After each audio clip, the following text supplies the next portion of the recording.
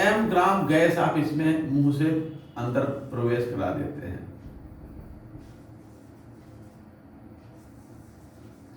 मान लें कि एक फूंक में m ग्राम गैस आता हो, तो जितनी बार आप फूंक मारते हैं गुब्बारे में, उतनी बार m ग्राम गैस बढ़ती जाती है। गुब्बारे में फूंक मारने पर गुब्बारे के अंदर हमारे मुंह से गैस की प्रत्येक फूंक में अतिरिक्त मात्रा जुड़ती जाती है। यहाँ m इस केस में कांस्टेंट नहीं है, ठीक है ना। गैस की दी गई मात्रा नहीं है, बल्कि मात्रा बढ़ती जा रही है। तो जब गैस की मात्रा बढ़ाते जाएंगे तो इसका दाब भी बढ़ेगा और आयतन भी बढ़ेगा। गुब्बारे में फूंक मारने पर नियत ताप तो नियत रहता है, किंतु गुब्बारे के अंदर गैस की मात्रा बढ़ती जाती है, जिसके कारण उसके दाब और आयतन का गुणनफल बढ़ता जाता है। तो हम कहें गुब्बारे में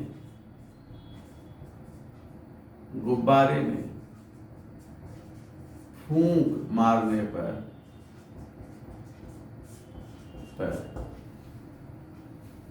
गैस की मात्रा गुब्बारे के अंदर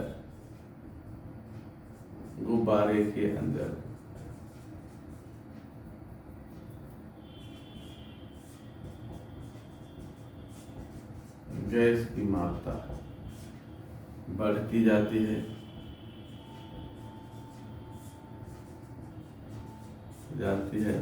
परिणाम स्वरूप दाब और आयतन का गुणनफल बढ़ता जाता है। परिणाम स्वरूप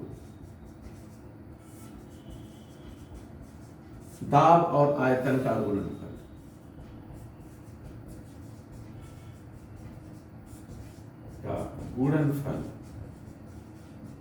क्या होगा? यहां पर दोनों बढ़ता है, ये भी बढ़ता है, ये भी बढ़ता है, ठीक है ना। तो यहाँ ऐसा नहीं कहेंगे हम को गुब्बारे में जब हम फूंक मारते हैं तो उसकी जो हमें गतिविधियां दिखती हैं वो बायल के नियम का उल्लंघन नहीं करती हैं, उनकी शर्तों को पूरा नहीं कर रही हैं, इसलिए बायल का नियम इस पर लागू नहीं होता है। अब देखा जाए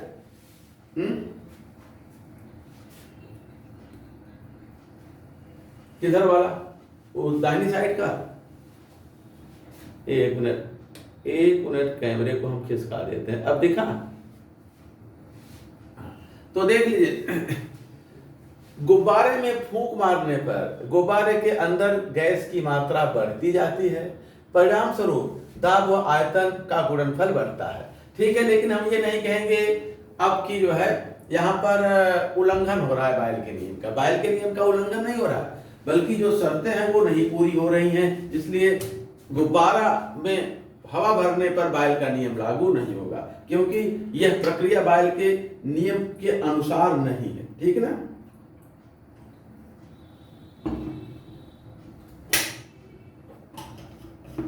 कोई दिक्कत? अब आगे देखते हैं बायल के। मान लें कि अगर कोई गैस है, किसी गैस का हमने जो है ऊपर में हटा देना, नीचे इधर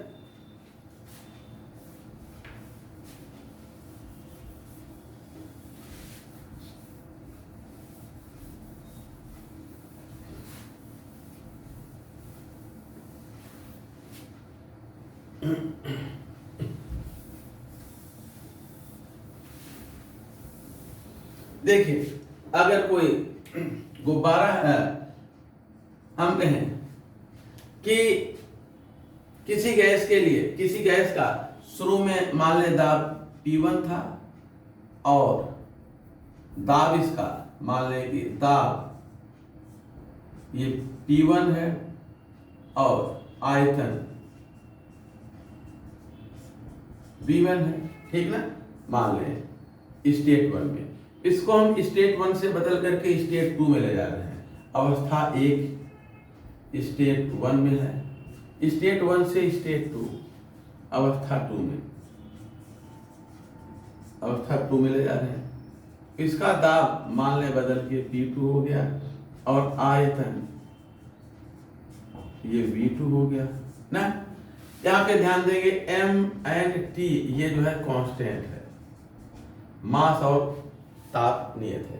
तो ऐसी स्थिति में जो है क्या होगा ऐसी स्थिति में जो है ध्यान देंगे कि इधर के दोनों का गुणनफल इधर के दोनों के गुणनफल के बराबर है। वीडियो चला गया नहीं, इधर तो जो दिख रहा है। अच्छा देखा जाए,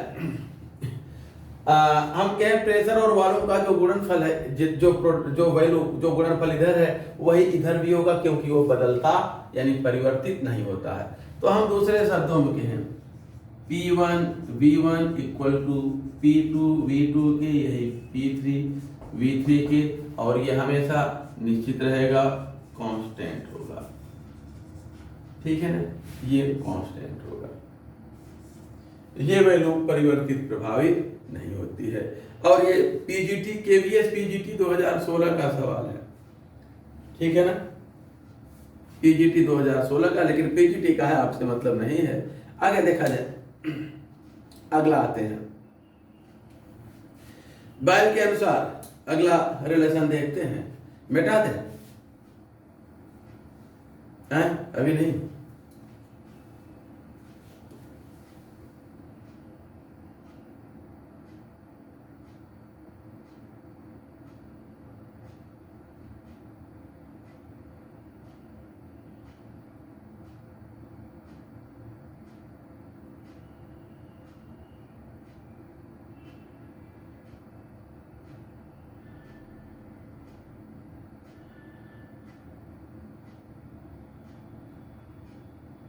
चलें।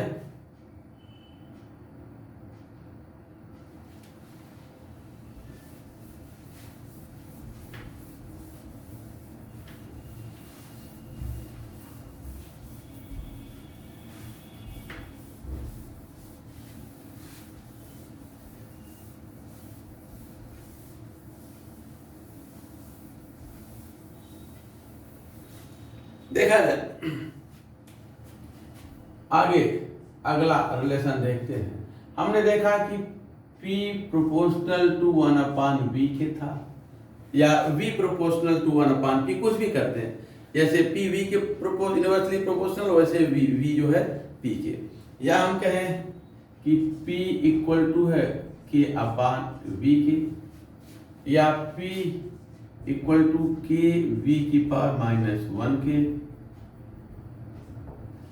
इस इक्वेशन को जो है हम यदि डिफरेंशिएट कर दें V के रिस्पेक्ट में, अगर इस इक्वेशन को डिफरेंशिएट कर दें V के रिस्पेक्ट में कांस्टेंट टेम्परेचर पर, differentiating above equation with respect to V at constant T, तो क्या हो जाएगा, del P over del V at constant T equal to K constant है, और ये हो जाएगा del V⁻⁻1 upon del V at constant T के। -1 है, डिफरेंशिएट करेंगे तो -K और V⁻⁻2 आ जाएगा, और ये हो जाएगा -K/V²। तो अगर हम देखें तो कांस्टेंट टेम्परेचर पर प्रेशर का वॉल्यूम के साथ, प्रेशर और वॉल्यूम के चेंज का जो रेशियो है, rate of change of pressure with volume at constant temperature, ये किसके बराबर है, -K/V² के बराबर होता है। तो एक लाइन लिख लीजिए, हम कहें अतः rate of change of pressure with volume at constant T is equal to किसके बराबर, -K/V²। ठीक है, K/V² के, अर्थात नियत ताप पर दाब आयतन परिवर्तन, आयतन के साथ दाब परिवर्तन की जो दर होती है वो -K/V² के बराबर होता है। इसी तरह से आप इसको इधर करके इसको लेकर के आप दूसरा रिलेशन भी प्राप्त कर सकते हैं। सिमिलरली हम कह सकते हैं v इक्वल टू हो जाएगा k p⁻⁻1 के, तो del v over del p at constant t equal to हो जाएगा माइनस के अपॉन p स्क्वायर के। जैसे वॉल्यूम ये रिलेशन था वैसे वो भी है, ठीक है ना। इसी की तरह ये भी नोट कर लीजिए, फिर आगे बढ़ा जाए।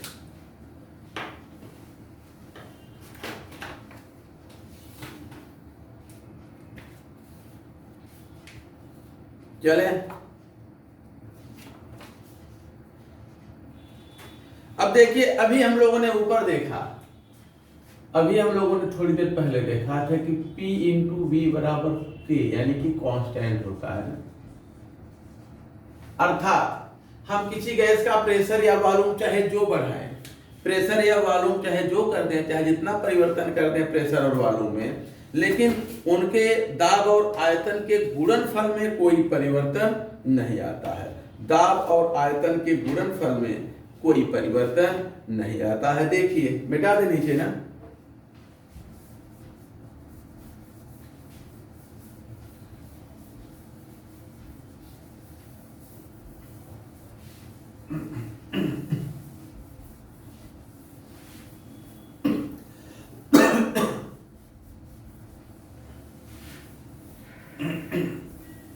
और वैसे इसको हमें लगता नहीं बहुत पढ़ाने की जरूरत है, ये सब हम लोग 9th क्लास 10th क्लास से ही पढ़ते आते हैं, पीवी बायल का चार्ल्स का नियम, लेकिन थोड़ा थोड़ा देख ही लीजिए, ये ना हो कि नहीं पढ़े हैं। अगर हम ग्राफ कीजिए,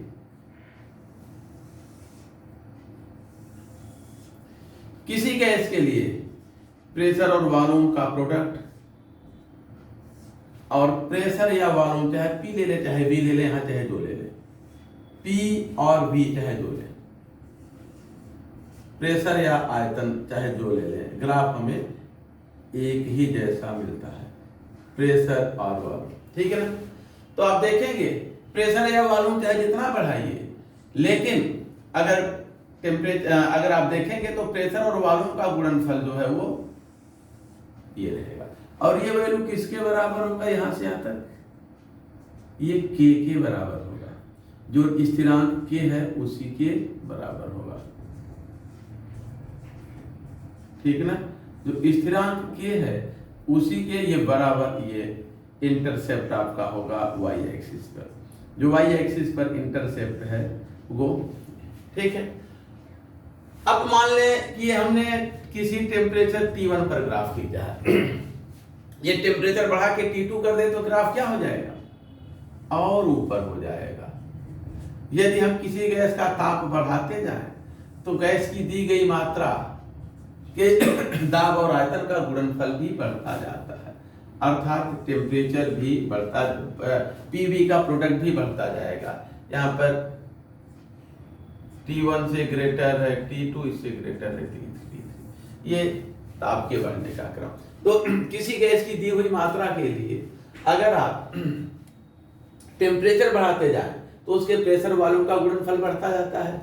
इसी तरह से हमने गुब्बारे के केस में देखा ना, यदि आप प्रेशर और वॉल्यूम का प्रोडक्ट देखिए किसके साथ, P और V यहां पर लिया जाए, तो किसी मास m1 की गैस है, अब की T कांस्टेंट है, यहां m कांस्टेंट था, m कांस्टेंट है, इस केस में क्या है, T कांस्टेंट है। अब m मास बढ़ा के m1 से m2 कर देंगे तो ग्राफ और ऊपर चला जाएगा, m2 से m3 कर देंगे तो ग्राफ और ऊपर। जैसे गुब्बारे के केस में हमने देखा यहाँ m1 से ज्यादा m2 है, उससे ज्यादा m3 है, ठीक है ना। तो यदि आप किसी गैस का दी गई मात्रा का अगर आप टेम्परेचर बढ़ाते हैं तो पीवी का गुणनफल बढ़ता है, या दिए गए ताप पर मास बढ़ाते हैं तो पीवी का गुणनफल बढ़ता है। गुब्बारे के केस में हम ये देखते हैं, या कोई सिलेंडर या कोई गैस जो है गर्म हो बंद बर्तन में, तो फिर ये स्थिति हमें दिखती है।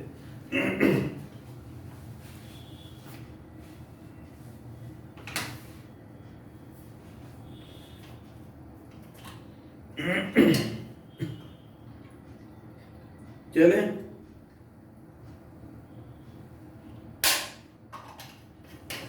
हो गया। चलिए अच्छा, अब इसको एक दो और ग्राफ हैं, अब अगली क्लास में है। 5 मिनट बाकी नहीं है, 7:55 पे आपकी क्लास खत्म होनी है, 6:55 पे, ठीक है ना। तो क्लास अब आते आते 8-7 बज जाएगा उस क्लास में आते आते। तो अब आप लोग केमिस्ट्री की क्लास में आइए। अब अगला ग्राफ जो है, अभी इसमें एक दो ग्राफ और हैं, तो अगली क्लास में ग्राफ देखेंगे, फिर चार्ल्स का नियम देखेंगे, ठीक है।